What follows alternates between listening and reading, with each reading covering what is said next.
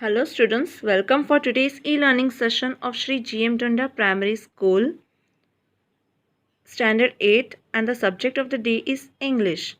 My dear students, today we are going to start the fifth prose of our Honeydew textbook, that is The Summit Within.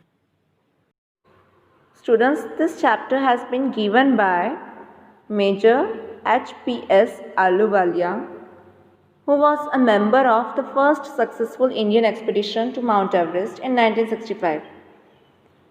He has made an immense contribution towards the sports.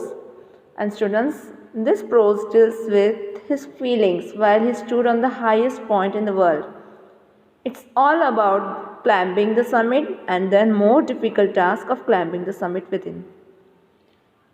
In this chapter, the author expresses how challenging task is climbing the Mount Everest, how perseverance and endurance one feels.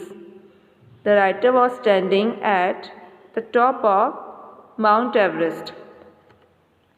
Here, the writer shares his first expedition about climbing Mount Everest in 1965. The author here shares his experience at the peak for the first time. So, students, what happened to him that we are going to understand in deeper. Here, the author compares the emotions of his climbing to Mount Everest with the other emotions. As he reached the peak, he felt relaxed, but instead of being happy, he became sad, as he had achieved his goal, but from now onwards, there would not be the higher to climb, and all tasks would seem easier to him. He says that climbing the height of Everest, one feels a deep sense of joy and grateful. But this joy is not long lasting, and this experience changes us completely because one will not achieve the same goal again.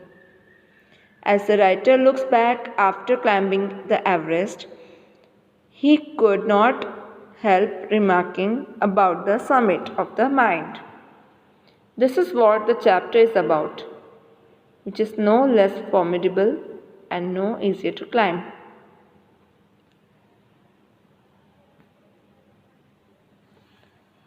The writer talks about the feelings while he was getting down from the summit.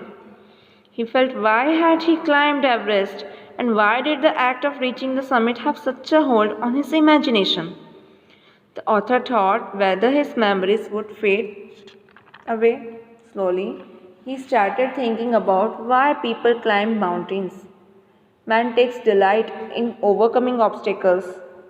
To him, a climb summit means endurance, persistence, and willpower. The writer was attracted by mountains since his childhood. He used to believe that mountains are a means of communication with God. The question will still remain in his mind why he selected Everest. As it is the highest and the mightiest, it takes the last chance of one's energy. How struggling is going through it can't be given up if reached halfway.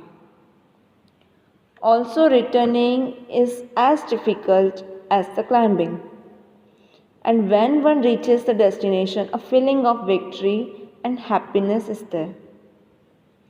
The glimpsing of peak made the writer experience a change within himself. Still, the writer is thinking why he climbed the Everest. It is just a physical climb and only one part of the achievement. But the experience is not only physical but also spiritual and emotional. The writer describes the scenic beauty of the peak and the valleys sloping into distances. He calls this experience as an enriching one. The one bows down and pray the God. The writer tells that he left a picture of Guru Nanak there on the Everest. Also did his companions. They also left the pictures and symbols of the God they followed. These are not the symbols of the conquest but of the reverence, that is, the gratitude towards their gods. This experience changes us completely. Even there is another summit within us in our mind. According to the writer, each man is carrying a mountain peak, which also must be climbed. It can't be done by another person, but you yourself have to do it. He adds that effects of both the climb are the same. It teaches us much about the world and about ourselves. Here, the writer ends up saying that his experience as an Everester has provided him with inspiration to face life's hurdles very smoothly. Though the climbing the mountain was a worthwhile, the same is the conquest of the internal summit. Even the internal summits are higher than that of the Everest. So finally, the writer says, in form of winner after climbing, I can also win my internal summit. He observed a change.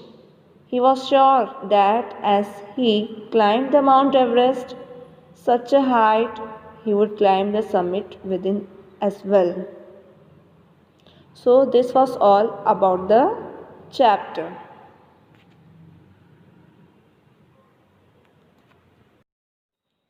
So students, here we have come towards the end of today's e-learning session. I hope that you have understood the chapter very well. But for your deep understanding, we have enclosed a link in your PDF file. Just go through it and then complete your writing work.